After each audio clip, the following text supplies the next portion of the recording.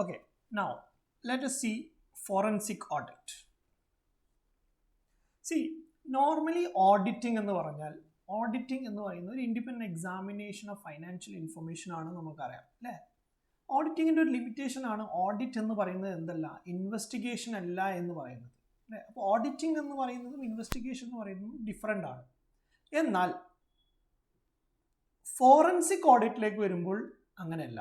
Forensic audit എന്ന് പറയുമ്പോൾ അവിടെ ഇൻവെസ്റ്റിഗേഷൻ മോഡിലായിരിക്കും എന്ത് ചെയ്യുക, നമ്മൾ ഓഡിറ്റ് ചെയ്യാം. ഓഡിറ്ററെ സംബന്ധിച്ചിടത്തോളം ബേസിക്കലി ഒരു ഓഡിറ്ററുടെ primary objective true and fair ആണോ ഫിനാൻഷ്യൽ സ്റ്റേറ്റ്മെന്റ് എന്ന് ചെക്ക് ചെയ്യലാണ് അല്ലേ. അല്ലാതെ ഫ്രോഡ് കണ്ടുപിടിക്കുക എന്നൊരു ഇൻറ്റൻഷൻ അവിടെ ആർക്കില്ല, നോർമലി ഓഡിറ്റർക്കില്ല. If he find he have to report അല്ലേ. പക്ഷെ അതിന് വേണ്ടിയിട്ട് ഒരു പർപ്പസ്ഫുള്ളി അയാൾ ഒരു എഫേർട്ട് ഇടേണ്ട ഒരു ആവശ്യം അയാൾക്ക് നോർമൽ ഓഡിറ്റിൽ വരുന്നില്ല. ഓക്കെ, ഉണ്ടോ ഫ്രോഡ് ഉണ്ടോ നമ്മളിങ്ങനെ വീണ്ടും ഒരു ഇൻഡെപ്ത് ആയിട്ട് നോക്കേണ്ട ആവശ്യം നമുക്ക് അവിടെ വരുന്നില്ല. എന്നാൽ ഫോറൻസിക് ഓഡിറ്റ് അങ്ങനെയല്ല. Forensic audit is something different. അപ്പോൾ നമുക്ക് നോക്കാം. സി, കഴിഞ്ഞൊരു 10-20 അല്ലെങ്കിൽ ഒരു 30-40 വർഷങ്ങൾക്കിടയിൽ ഒരുപാട് ടെക്നോളജി ഒരുപാട് ഇമ്പ്രൂവ് ചെയ്തു. ഒരുപാട് സ്ഥാപനങ്ങൾ ഡിഫറെൻറ്റ് രീതിയിൽ എമർജ് ചെയ്യാൻ തുടങ്ങി.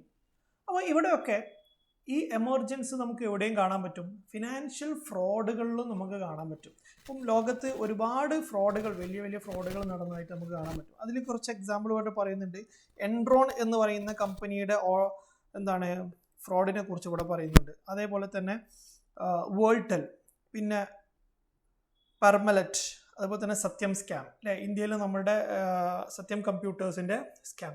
ഈ സ്കാമുകളൊക്കെ actually give a scope of forensic audit.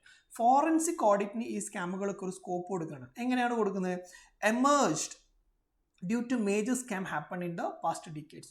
കഴിഞ്ഞ വർഷങ്ങളിൽ നടന്നിട്ടുള്ള വലിയ സ്കാമുകൾ, മേജർ സ്കാമുകൾ കാരണമാണ് ആക്ച്വലി ഫോറൻസിക് ഓഡിറ്റ് എന്ന് പറയുന്ന ഒരു ഓഡിറ്റിൻ്റെ ഒരു എമർജൻസി നമുക്ക് കാണാൻ പറ്റുന്നതെന്നാണ് പറയുന്നത്.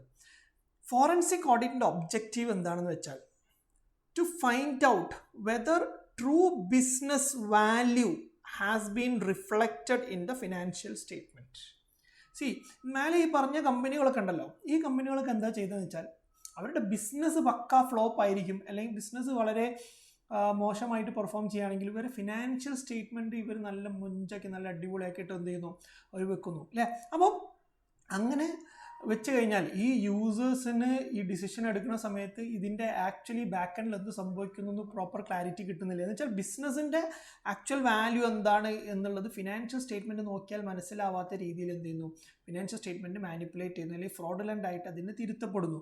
ഓക്കെ, അങ്ങനെയൊക്കെ വരുന്ന സമയത്താണ് ആക്ച്വലി ഫോറൻസിക് ഓഡിറ്റിന് ഇമ്പോർട്ടൻസ് വരുന്നത്. അപ്പോൾ ഇതിൻ്റെ ഒബ്ജക്റ്റീവ് എന്ന് പറഞ്ഞാൽ എന്താണ്, is to find out whether true business value has been reflected in the financial statement. Financial സ്റ്റേറ്റ്മെൻറ്റിൽ ആ സ്ഥാപനത്തിൻ്റെ ആക്ച്വൽ വാല്യൂ ഡിപ്പിക്റ്റ് ചെയ്യുന്നുണ്ടോ എന്ന് എന്ത് ചെയ്യണം, നമ്മൾ ചെക്ക് ചെയ്യണം. And to find out whether any fraud has taken place. See, normally ഓഡിറ്ററെ സംബന്ധിച്ചിടത്തോളം അയാൾ എന്ത് ചെയ്യേണ്ട ആവശ്യമില്ല, അയാൾ എന്തെങ്കിലും ഫ്രോഡ് നടന്നിട്ടുണ്ടോ എന്ന് നോർമലി അയാൾ അങ്ങനെ പർപ്പസ്ഫുള്ളി ചെക്ക് ചെയ്യേണ്ട ആവശ്യമില്ല. പക്ഷേ ഇവിടെ ഇയാളുടെ ഡ്യൂട്ടിയാണ് എന്ത്, you have to find out whether any fraud has happened അല്ലേ.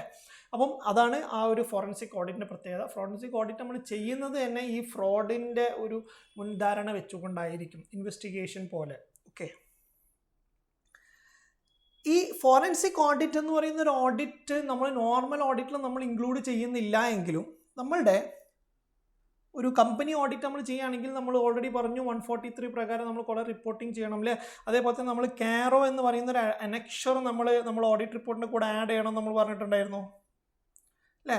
അനക്സ് ആയിട്ട് നമ്മൾ എന്ത് ചെയ്യണം, ആഡ് ചെയ്യണം. Company auditors report order. ഈ ഓർഡറിൻ്റെ പ്രത്യേകത വെച്ചാൽ ഇതിൽ ഒരു സ്പെസിഫിക് നോട്ട് അവർ കൊടുത്തിട്ടുണ്ട്. എന്താണത്, whether any fraud on or by the company has been noticed or reported during the year. അതായത് നിങ്ങൾ ഈ ഫിനാൻഷ്യൽ ഇയറിൽ നിങ്ങൾ ഓഡിറ്റ് ചെയ്യുന്ന പീരീഡിൽ എന്തെങ്കിലും ഫ്രോഡോ എന്തെങ്കിലും കണ്ടിട്ടുണ്ടെങ്കിൽ അതെന്ത് ചെയ്യണം, ഇവിടെ റിപ്പോർട്ട് ചെയ്യണം എന്നാണ് പറഞ്ഞത്. ഇഫ് എനി ദ നേച്ചർ ഉണ്ടെങ്കിൽ എന്ത് ചെയ്യണം, അതിൻ്റെ നേച്ചർ എന്താണ്, എമൗണ്ട് എത്ര ഇൻവോൾവ് ചെയ്തിട്ടുണ്ടെന്ന് എന്ത് ചെയ്യണം, നിങ്ങൾ ഈ കാരോ റിപ്പോർട്ടിൽ എന്ത് ചെയ്യണം, ഇൻക്ലൂഡ് ചെയ്യണം. എന്ന് വെച്ചാൽ ഫോറൻസിക് ഓഡിറ്റിൻ്റെ ചില ഭാഗങ്ങൾ നമുക്ക് എന്തിലും കാണാൻ പറ്റും. നമ്മൾ നോർമൽ ഓഡിറ്റിലും നമ്മൾ ചില സ്പെസിഫിക് ആയിട്ട് ഫ്രോഡ് നമ്മൾ കണ്ടുപിടിക്കേണ്ട എന്ന് പറയുമ്പോഴും അല്ലെ, ഫ്രോഡ് നമ്മളുടെ പ്രൈമറി ഒബ്ജക്റ്റീവ് അല്ല നമ്മൾ പറയുന്ന സമയത്തും അവിടെ ഫ്രോഡിൻ്റെ ഒരു എഫക്റ്റ് നമ്മൾ കാണുന്നുണ്ടെങ്കിൽ എന്ത് ചെയ്യണം, റിപ്പോർട്ട് ചെയ്യണം എന്ന് പറയുന്ന ഒരു ഭാഗം കാരോയിലുണ്ട്. ഓക്കെ, അപ്പോൾ കാരോ എന്ന് പറയുന്ന റിപ്പോർട്ടിൽ അത് ആക്ച്വലി ഇവർ പറയുന്നത് വെച്ചാൽ ഫോറൻസിക് ഓഡിറ്റുമായി കണക്ട് ചെയ്യാവുന്ന ഒരു വേർഡിങ്സ് ആണ് ഈ കാരോയിൽ ഇത് ആഡ് ചെയ്തതെന്നാണ് ഇത് പറയുന്നത്. എന്ന് വെച്ചാൽ ഫ്രോഡ് റിലേറ്റഡ് ആയിട്ടുള്ള ഒരു കാര്യം, നോർമലി ഫ്രോഡ് എന്ന് പറയുമ്പോൾ അവിടെ ഫോറൻസിക് ഓഡിറ്റ് എന്ന് പറയുന്ന സാധനം മാൻഡേറ്ററി ആയി മാറുന്നൊരു സാഹചര്യം നമുക്കുണ്ടെന്ന് അർത്ഥം. ഫോറൻസിക് ഓഡിറ്റ് എന്ന് പറഞ്ഞാൽ ഇറ്റ് ബ്ലെൻഡ് ചെയ്യാന്ന് പറഞ്ഞാൽ എന്താ, എല്ലാം കൂടെ മിക്സ് ചെയ്തുകൊണ്ടുള്ളൊരു ഓഡിറ്റാണ്. എന്തൊക്കെയാണ് അതിൽ വരുന്നത്? Techniques of propriety audit. Propriety audit എന്ന് പറഞ്ഞാൽ എന്താ, അതായത് നമ്മൾ നോർമലി ഗവൺമെൻറ് കമ്പനികളിലൊക്കെ ചെയ്യേണ്ട ഒരു ഓഡിറ്റാണ് ആക്ച്വലി പ്രൊപ്രൈറ്റി ഓഡിറ്റ് അല്ലെങ്കിൽ റെഗുലാരിറ്റി ഓഡിറ്റ് എന്നൊക്കെ പറഞ്ഞാൽ. അതായത് നമുക്ക് ചിലപ്പം ആക്ച്വലി കുറേ എക്സ്പെൻസുകളൊക്കെ വന്നിട്ടുണ്ടാവും, പക്ഷെ അത് നമ്മളുടെ പർപ്പസിൻ്റെ ആവശ്യത്തിന് വേണ്ടിയിട്ടാണോ ചെയ്തത്, വെറുതെ അൺഡ്യൂ എക്സ്പെൻസസ് വന്നിട്ടുണ്ടോ, അങ്ങനത്തെ കാര്യങ്ങളൊക്കെ നമ്മൾ എന്ത് ചെയ്യണം, ചെക്ക് ചെയ്യണം.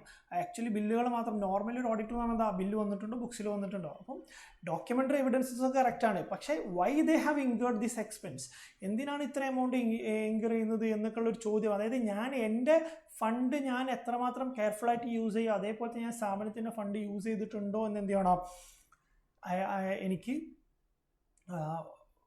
ചെക്ക് ചെയ്യാൻ പറ്റണം.